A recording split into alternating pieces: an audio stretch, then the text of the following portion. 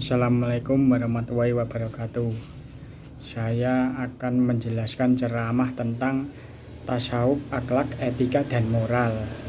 Pertama yang saya jelaskan adalah substansi tasawuf, akidah, akhlak, jerih payah perjuangan atau muajadah dan dakwah.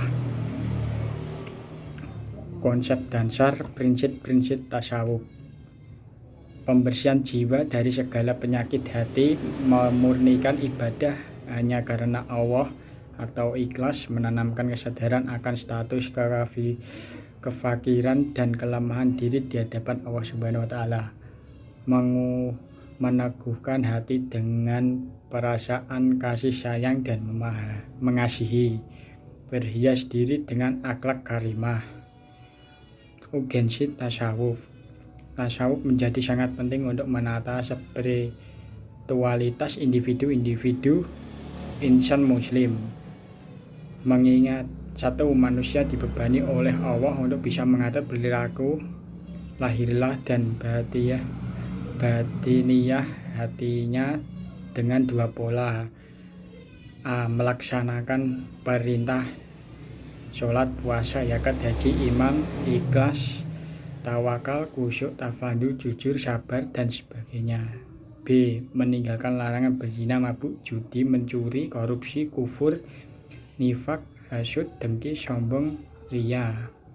2. Penilaian Allah pada hambanya dititik beratkan pada hati mereka, sehingga baiknya amal lahirlah harus sering dengan baiknya amal batiniyah atau hati. Dari sinilah kemudian tasawuf menemukan urgensinya di tengah-tengah kehidupan manusia, karena tasawuf yang concoreng terhadap urusan perbaikan hati spiritual individu muslim. Bahkan menurut ilmu Al-Ghazali, tasawuf adalah bagian dari fardu ain dalam rangka mengetahui seluk-beluk kondisi dan penyakit hati serta bagaimana menyembuhkannya.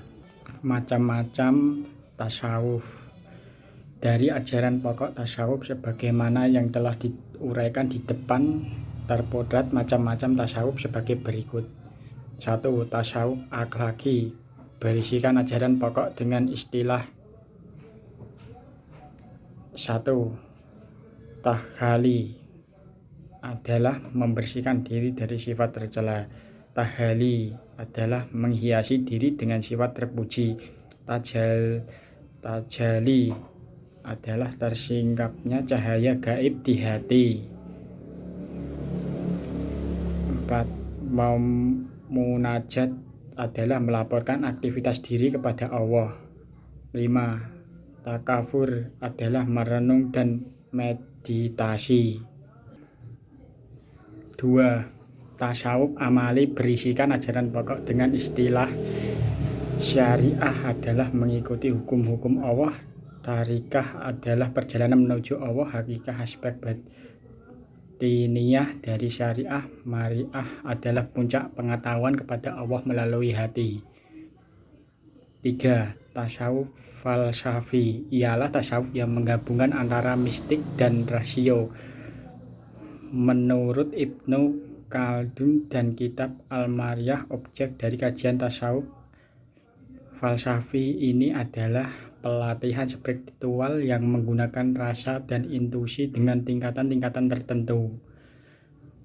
Kajian dari hakikat sifat-sifat Tuhan, malaikat, arsy, ruh, wahyu, kenabiannya, susunan kosmos, dan penciptanya. Biasanya hal ini dilakukan dengan zikir-zikir secara khusyuk kepada Allah dan meninggalkan perihal duniawi. Pengungkapan teori dengan istilah yang filosofi. Istilah ini biasanya tidak bisa dipahami oleh masyarakat awan. Secara lebih spesifik, tasawuf falsafi ini berusaha untuk menggabungkan rasionalitas dan perasaan jaud.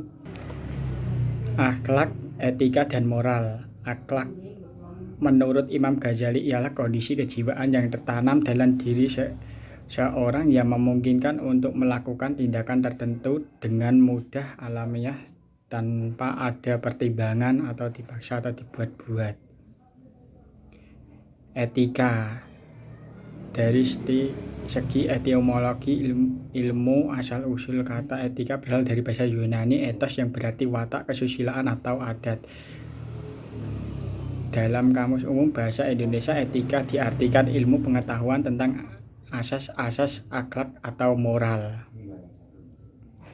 Etika berupaya membahas perbuatan yang dilakukan oleh manusia sebagai hasil pemikiran, maka etika tidak bersifat mutlak, absolut, dan tidak pula universal. Moral. Arti moral dari segi bahasa Latin mores yaitu jamak dari kata mos yang berarti ada kebiasaan.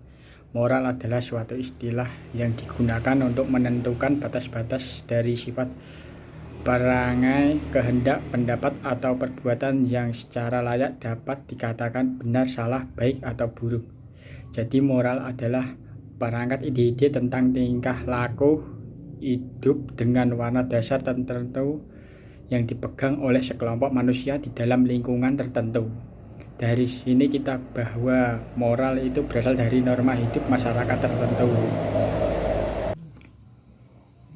Etika untuk menentukan nilai perbuatan manusia baik atau buruk menggunakan tolak ukur akal, pikiran, atau rasio. Moral menggunakan tolak ukur norma-norma yang tumbuh dan berkembang serta berlangsung dalam masyarakat adat istiadat. Akhlak menggunakan ukuran Al-Quran dan hadis.